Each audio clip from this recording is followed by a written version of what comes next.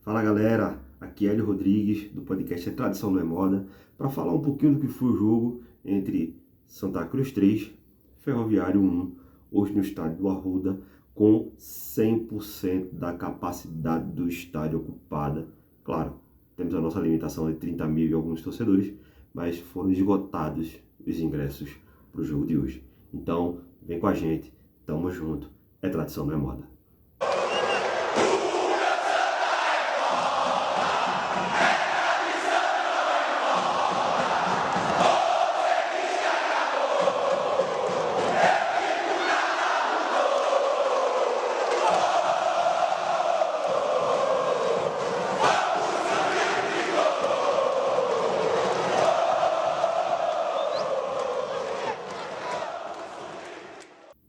Então, galera, vamos lá.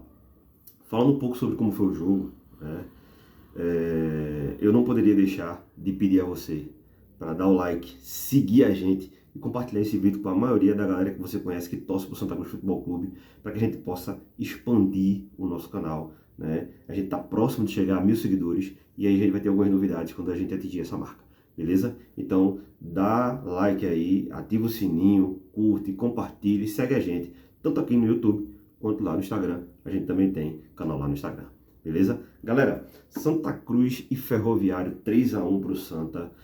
Foi um jogo que me agradou, né? O Ferroviário é um adversário mais, na linguagem nossa aqui do Recife, cabuloso, né? É um adversário um pouco mais truncado, né? Dificultou um pouco o jogo para o Santa Cruz, né? E esse jogo, diferente dos outros, eu vou concordar com o que Marcelo Cabo vem dizendo. A gente também tem que destacar a qualidade do adversário. Não é um excepcional adversário, mas é um time que trouxe dificuldades para o Santa Cruz pela organização em campo. Não foi um time bagunçado, Ferroviário, não foi um time que saía dando chutão, tentava jogar, tentava propor jogo, mas o Santa Cruz espelhou formação tática, tentou minimizar o impacto da falta do Gabriel Galhardo no meio campo e olhe, foi sentido sim a falta do Gabriel Galhardo no meio campo do Santa Cruz, né? O Jonathan Paulista, ele deixou um certo espaço no meio campo, a gente vê a inversão da posição dos volantes. O Balotelli veio jogar mais para a esquerda, o Jonathan Paulista foi jogar na posição do Balotelli, tanto que o segundo gol sai no lançamento do Balotelli. O Balotelli tentou fazer a função de segundo volante. Não tem qualidade para isso, a gente sabe, né? Mas foi o que a gente tinha de opção ali para o meio campo. Acredito que o Bessa, que entrou depois, não tinha condições físicas de jogar uma partida toda e era difícil iniciar, já que passou tanto tempo no departamento médico, né? E aí talvez o Marcelo Cabo tenha realmente escolhido o Jonathan Paulista. Não acredito que o Jonathan Paulista venha a ser titular desse time, tá? Realmente a diferença técnica é muito grande dele para Balotelli e para Gabriel Galhardo, até para o Pedro Favela, tá? Então eu acredito que a gente não tem nenhuma possibilidade de ver novidades aí depois dessa participação, que a gente viu algo diferente naquele jogo do 13, né? O Gabriel Galhardo entrou no transcorrer do jogo, tomou conta e de lá para cá se tornou titular no lugar do Pedro Favela. Então, eu acho que o meio de campo, a gente teve esse espaço, teve um pouco dessa falha, né? A gente deixou um pouco de espaço no meio de campo, né? A falta do Gabriel Galhardo foi sentida, tanto que o gol do Ferroviário saiu numa lapada de fora da área, muito longe, né? E o Cabo depois foi visto reclamando com a galera, mandando a galera fechar ali no meio, porque realmente estava um espaço muito grande. O Jonathan Paulista não estava mais, né? Mas quem estava foi o Bessa, mas foi dado esse espaço aconteceu, né? Coisa que a gente não vinha vendo ao longo dos outros jogos com o Gabriel Galhardo. Ele volta à equipe, nós teremos um jogo muito mais forte, muito mais difícil, muito mais brigado, fora de casa, lá no PV em Fortaleza, né? E aí fica a expectativa, eu estou ansioso para ver Ferroviário e Santa Cruz lá no PV. Voltando para o jogo, a gente tem o primeiro gol da partida, saindo dos pés do Thiaguinho, né, no rebote do goleiro, a bola chutada fora da área, rebote do goleiro, Thiaguinho 1-0. Até ali o jogo estava muito equilibrado, tá? Depois daquilo, o Santa Cruz conseguiu acalmar mais os ânimos, começou a errar menos passe, o Ferroviário já tinha tido umas duas chegadas, mas nada fora assim, de um controle da equipe do Santa Cruz. Iniciou o segundo tempo, o Santa Cruz voltou melhor e aí vem a novidade.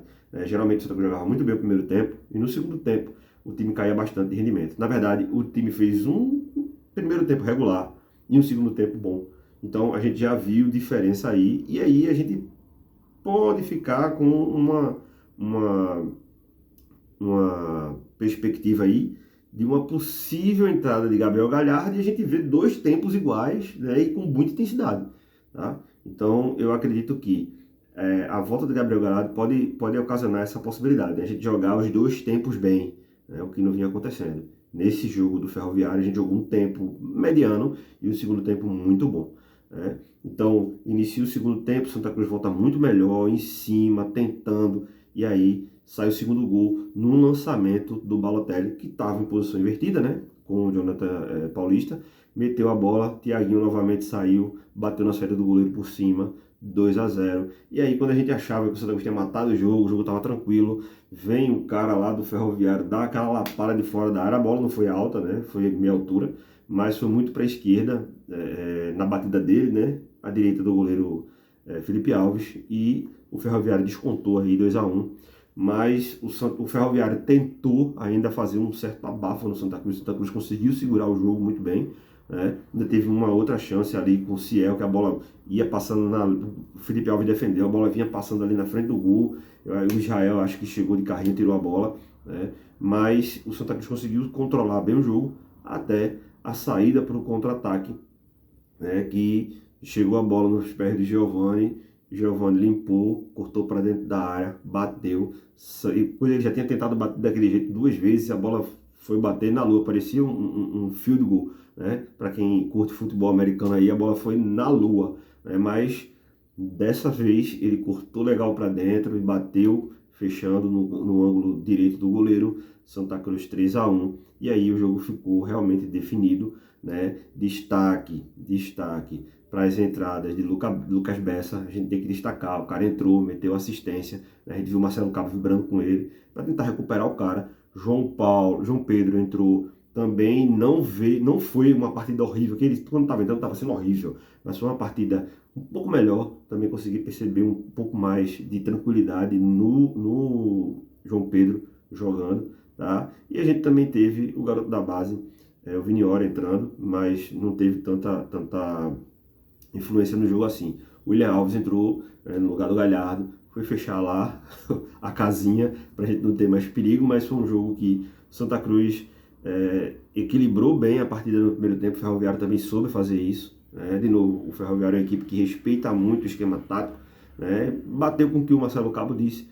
Realmente era uma equipe que é bem organizada taticamente, mas o Santa Cruz tem melhores peças individualmente e coletivamente conseguiu superar o Ferroviário. Agora temos o espelho da tabela. Santa Cruz joga contra o Ferroviário novamente, mas agora no PV, né, teremos a volta totalmente espelhada. Santa Cruz começou jogando na Paraíba contra o 13 e vai fechar no Arruda, né, essa primeira fase jogando contra o 13. A tabela toda é espelhada.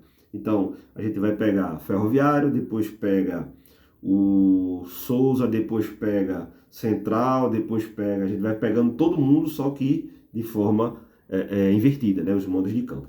Então, eu espero que essa semana a gente tenha aí, provavelmente, uma coletiva com a galera da SAF, né? Saiu até no cast coral do Diego Gondim, que alguns investidores estariam aqui a partir de amanhã, entrega da documentação do contrato ao conselho, né? E alguns desses investidores estariam por aqui para marcar uma coletiva de imprensa e falar a respeito do que será esse próximo passo. Tá? A informação que a gente tem é que o Renato chegou esse final de semana, né? Provavelmente será apresentado aí, né?